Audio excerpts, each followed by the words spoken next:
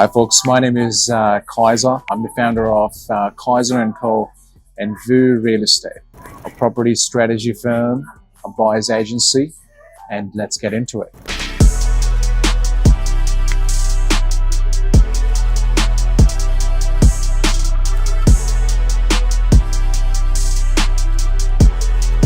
But what if you're not made of money? Join the club.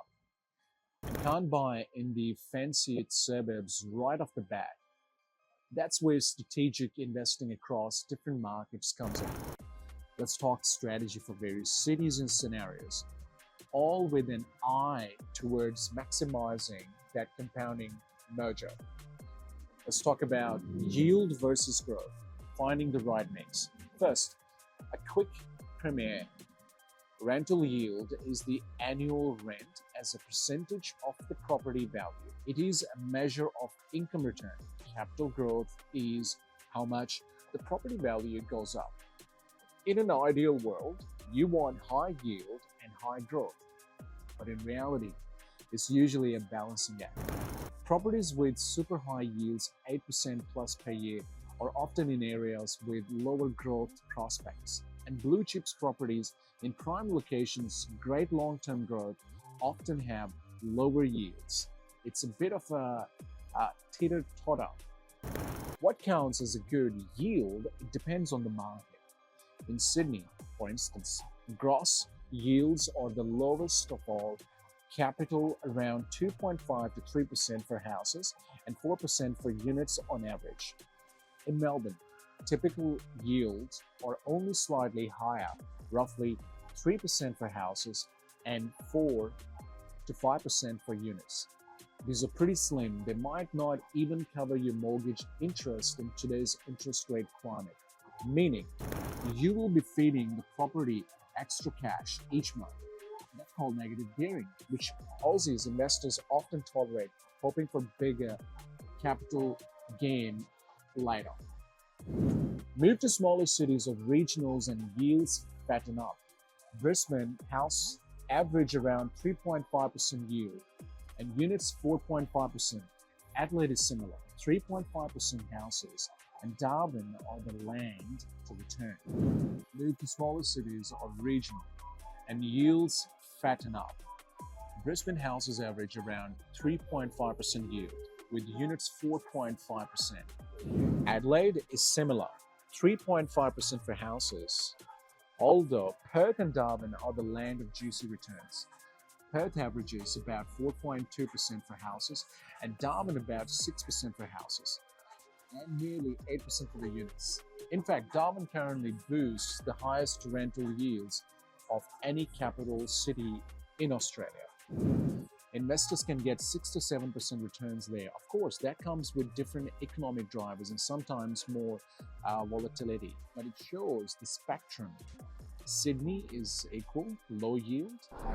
Darwin, high yield / lower prices. Most investors, a great yield is one that covers your expenses.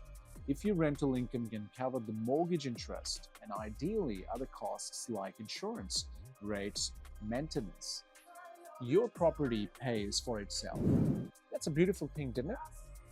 With interest rates around 5 to 6% lately, a yield of 5% plus can get you close to cash flow neutral. Rent covers interest. Many investors aim for at least neutral or positive cash flow. So, there's not dipping into their pocket to hold the property.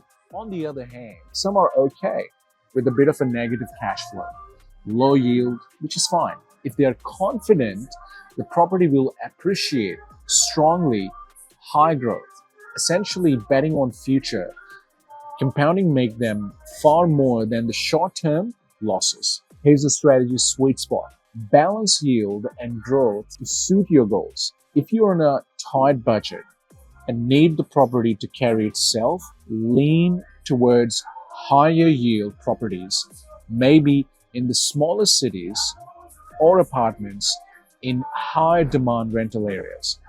If you have a surplus cash or income to cover shortfalls, you might target a high growth property, often in major cities or gentrifying suburbs and treat any rent as a bonus. A great approach can be to start with a high yield property to build equity, then later use that equity to buy a high growth property, effectively having your cake and eating it too over time. Now let's talk about Sydney versus the rest. Think outside the city. Sydney's property market is like a luxury sports car, powerful but expensive to get into and costly to maintain. And sometimes it goes really fast. Yields in Sydney are notoriously low for houses around between 2 to 3.5%. So investors primarily chase capital growth there. But what if you are a new investor eyeing Sydney and balking at those multi-million dollar price tags? One word: consider looking further afield. If you can't afford Sydney, or even if you can but cringe at a 3.5% yield, don't be afraid to go regional or interstate as a starting point. There is a popular strategy called rent vesting.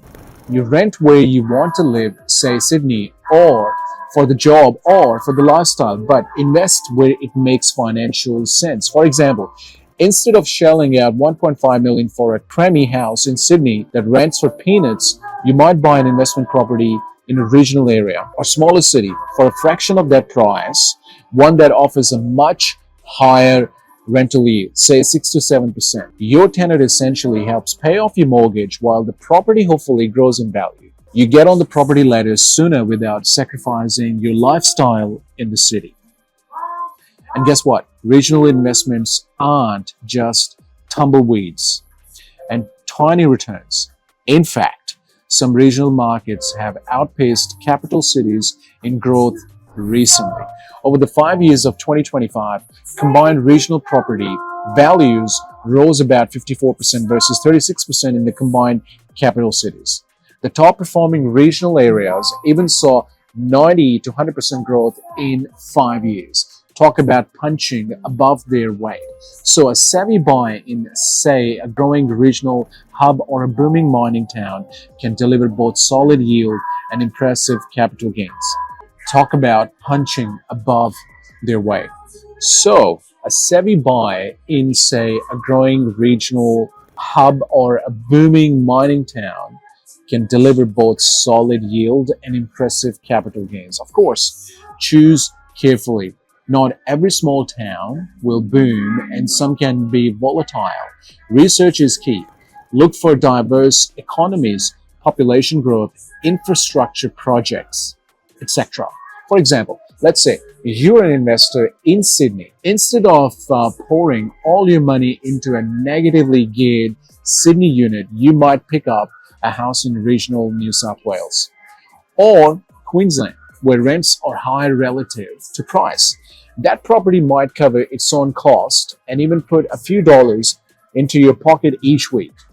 After a few years with some capital growth and debt paydown, you have built equity which you can then leverage as a deposit to buy a property in Sydney or any other high growth location. If you still want to, it's like playing Monopoly. Start with the small greenhouses, trade it. Investing in Brisbane now might feel like going into an exclusive club before the line goes around the block. Just remember, low vacancy rates in Queensland means tenants are aplenty and rents are rising, which is great for investors, though maybe not for renters. As one report noted, Brisbane rental market thriving with low vacancy and rising rents. Music to an investor ear, didn't it? And don't sleep on Adelaide and Perth. These markets often get labeled quiet achievers. Adelaide has been steady, good affordability, rock solid 4% yields, and slow burn capital growth. Perth, on the other hand, is having a bit of a renaissance. Years of underperformance have left it with very affordable prices. And now, a tight rental market is delivering gross yields around 5 to 6% in many suburbs. Some Perth suburbs, especially outer ones, or those near industry hubs, are clocking 6 to 7% yields for houses, on par with Brisbane's best. Plus, as a resources-driven economy, Perth can surprise you with growth sprints when commodity cycles turns up. Just be aware it can be stagnated during downturns time. Property markets are like climates too. Some are tropical, some are temperament, some might be a bit more cyclonic, and some might have clear skies. In summary, each city region has its own role in the strategy. Sydney, used for long-term growth, equity booster, compounding king over decades, but need to stomach low yields or utilize equity for elsewhere to get in. Melbourne, balanced growth, slightly better yields than Sydney, opportunities for high yield in inner city unit market if needed. Brisbane, a blend of good yields and growth potential. Great for those who want decent cash flow and the prospect of values rising, especially leading up to the Olympics, for instance, and ongoing interstate migration. Adelaide, affordable and stable, won't make headlines, but can provide steady returns and less volatility. Perth, strong yields and currently rising market, good for cash flow focused investors, but keep an eye on economic cycles. Regional areas, higher yields and surprisingly strong recent growth, ideal as a first investment or addition to boost your portfolio income. Large regional cities, not one industry towns, unless you really know what you're doing. So, as a strategy in action, let's illustrate with a hypothetical scenario. So meet Bruce. Bruce is a new investor in Sydney. He's starting at a 2-bedroom unit in Parramatta with cost $800,000 and will rent for about $600 a week. He crunches the numbers. That's a 3.9% yield, maybe enough to cover the mortgage interest, but with rates and strata fee, Bruce will likely top up a couple $100 a month. However, Bruce's parents remind him, property in Sydney doubles every 7 to 10 years. Boomer wisdom, right? For better or worse, Bruce expects Parramatta will grow in value as Sydney keeps expanding, and he doesn't want to miss out on Sydney's long-term growth. Now, mate Stella. Stella also has $800K to invest, but she decided to do things differently. She buys 2 properties, one a house in outer Melbourne, say in Werribee, West Melbourne, growth corridor for $600K, and another, a unit in Brisbane for $400K. Using some leverage beyond her $800K per house, the Werribee house yields around 4%, about $460 week rent. Not too high, but not too shabby. The Brisbane unit yields 6.5%, about $500K per week on a $400K unit, which some Logan and Ipswich units probably would do.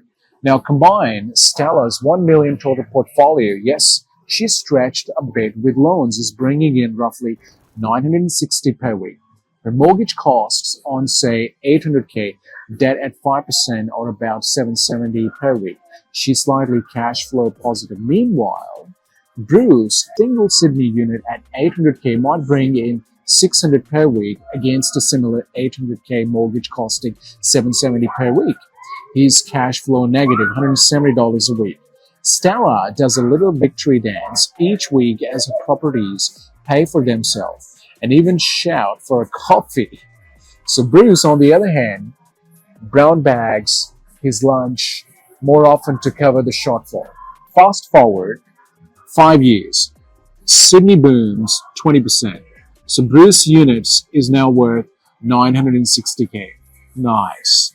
Melbourne and Brisbane also rise, say Werribee by 15% now, $690K, and Brizzy unit 25%. Brisbane had a moment now, say $500K.